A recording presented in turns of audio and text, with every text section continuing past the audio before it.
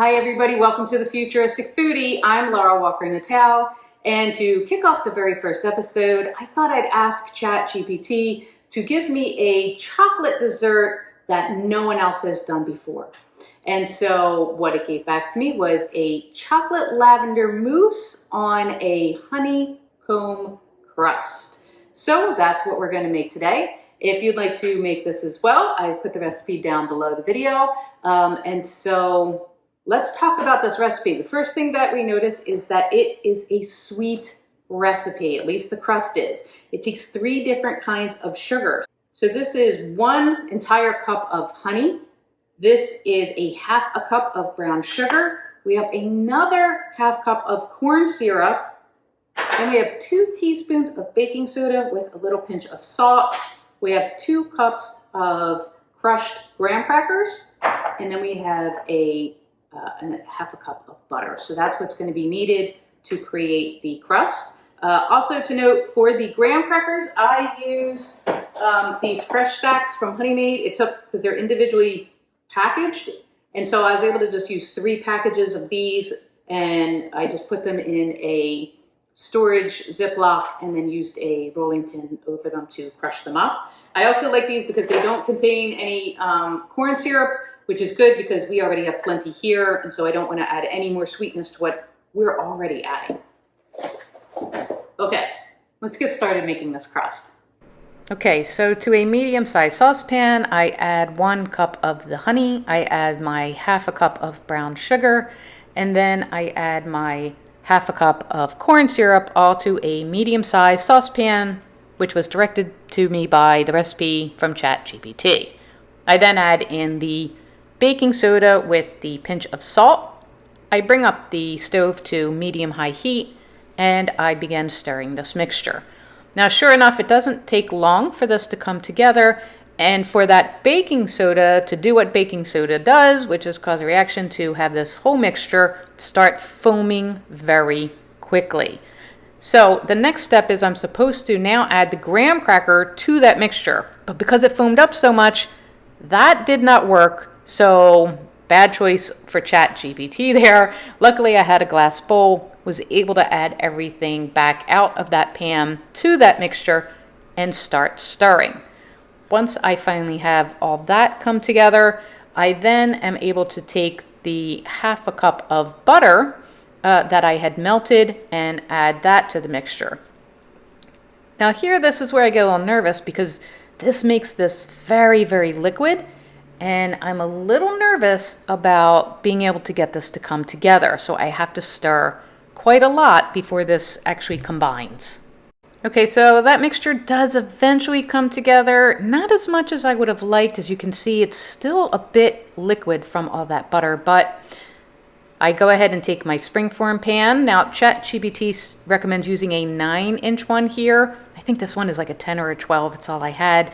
And so I go ahead and pour that mixture into the springform pan. Once I take it out of the oven, you can see that it is really high in the pan and very bubbly, wobbly, and floofy. But ChatGPT says, don't worry about that. Go ahead and just press that mixture down on the bottom of the pan, which is what I do.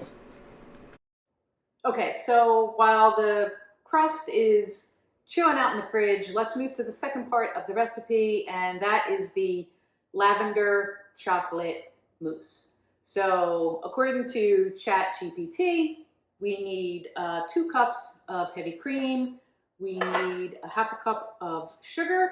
We need a cup of water.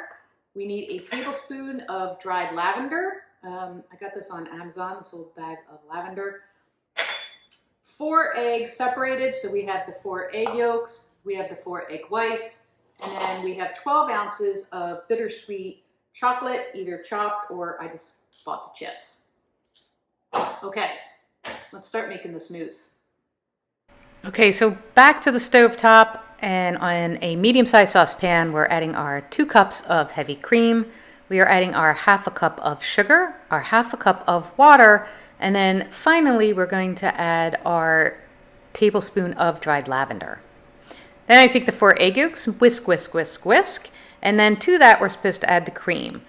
But Before we go ahead and add that cream, I want to talk about the fact that ChatGPT did not say to strain out the lavender. It doesn't say to do it anywhere. I panicked here, and so I said, you know what, I'm straining it. I want to take it out. And so that's what I do. Now, I'm supposed to then take the egg mixture and combine it with the cream mixture. And we're supposed to do this and stir and stir and stir until it coats the back of the spoon, which is known as nappe. But after I took out the lavender, I panicked once again because I thought there's no way the lavender was in there long enough to actually infuse with any lavender flavor. So, knowing that, I take another teaspoon of lavender and add it back in. After I incorporate it back in, I then stir, stir, stir until it finally hits that stage where it coats the back of the spoon. And that's when I take my mixture off and I strain it once again to take out that lavender. Now that I've taken all the lavender out, I feel safe about this once again, and I go ahead and take my bittersweet chocolate chips. I go ahead and add that to this mix, and then I use my whisk to whisk the chips together with the egg and cream mixture until the chips are completely melted and then fully combined with the cream and the egg. I then take the 4 egg whites, I add them to my mixer, and I put that on high and whip the egg whites until they reach stiff peaks. Once that happens, now ChatGPT says to just go ahead and add them right to the chocolate mixture and fold, which is what I do here.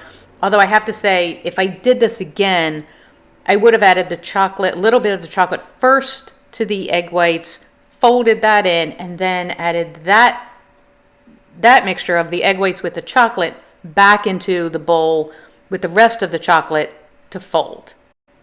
Now with everything incorporated, I take the honeycomb crust out of the fridge, and surprisingly it looks really set up. I was shocked to see it.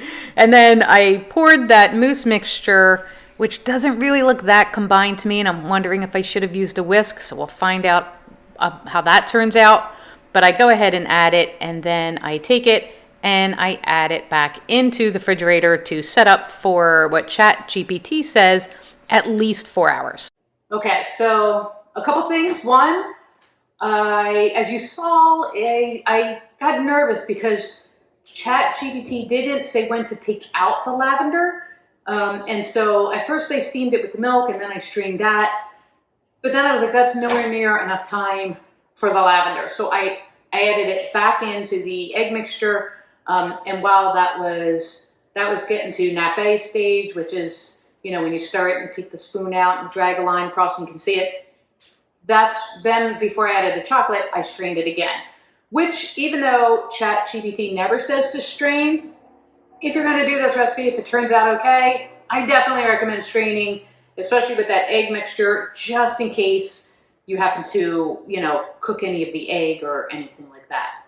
I didn't smell any of the lavender after I took it out, so I'm very curious to know if that lavender is actually going to be in the dessert, if I can actually taste it. We'll find out. Also, when I took the spring pan back out of the fridge to pour the mousse into, it didn't look like it's set up. You know, so will it be like a honeycomb, and will it be like slightly crunchy, slightly chewy? Will it be like just this hard candy thing? Will it not hold up at all? I am dying to find out. So I'm supposed to now leave this in there for at least 4 hours or until it sets. So I'm going to leave it in there, and we'll take it out in a few hours and try to get it out of our springform pan and then give it a taste. So see you in a few hours.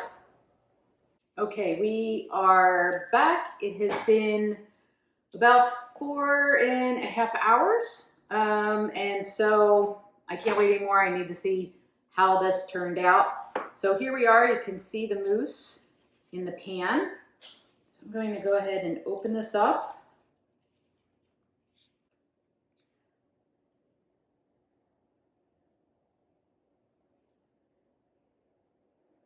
Look at that. Look at that. I mean, it needs to be cleaned up a little, right? But holy cannoli. But besides that, this is not that bad. Doesn't look that bad to me. Okay, let's slice a piece out and give it a try. Okay, as you can see, I finally got it out. It was not easy, and there is still, that's all crust right there. I could not get it out. It is a very, very hard, thick base now. So is it going to be unedible? Let's find out, right? So,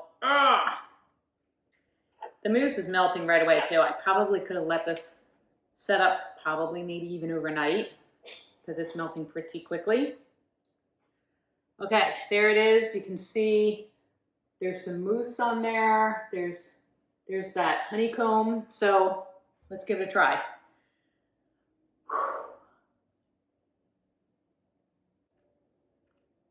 You know what? It's delicious. It's delicious. So if you can cut this through this, again, if we set this up maybe overnight and let it go so this isn't, you know, completely as soft, I was a little anxious because I couldn't wait to see what this tasted like. But I mean, the mousse is delicious. It's creamy. I was a little worried that it wasn't mixed enough, but it seems fine to me. So I'm gonna bring it in closer for you so you can see. You can see it's melting very quickly, but you can see that honeycomb down there at the bottom. Again, I think if I let this set up a little bit, like overnight, I'd be really surprised, I think, to find that it would hold up, and this might be actually a legit dessert, completely made by ChatGPT. So there you have it. It is a lavender chocolate mousse cake, which, by the way, I did not actually taste the lavender, with a honeycomb crust. So two things I would have done differently. I would have steeped the lavender in the cream for much longer so it would infuse the lavender flavor. It definitely wasn't in long enough. I think I really would have put that on low and just keep an eye on it and let that really, let that really infuse with the lavender, the dried lavender I had in there. The second thing I think I would have done is, now this crust is delicious and it's unique, and I've never had anything like it. Again, it really didn't kind of make this like a candy, more than like a after dinner dessert. But I think I would have took the graham crackers and I think I would have laid them out, and then maybe after I made the honeycomb, I think I would have spread it on top and then baked it. I think that would have made a thinner layer, but still had the taste of the honeycomb, and be able to create more of a kind of like a biscuit bottom for the mousse. But either way, for its first time asking ChatGPT for a recipe that no one's ever did, I'm not disappointed. I can't wait to see what else ChatGPT comes up with so we can start cooking these together. I hope you can't wait too. If you liked what you saw today, please subscribe, please comment below. Give me some suggestions if you'd like on what you would like me to see ChatGPT come up with, and cook it right here on the show. And I will see you next time on The Futuristic Foodie. I'm Laurel. Bye everybody, thanks.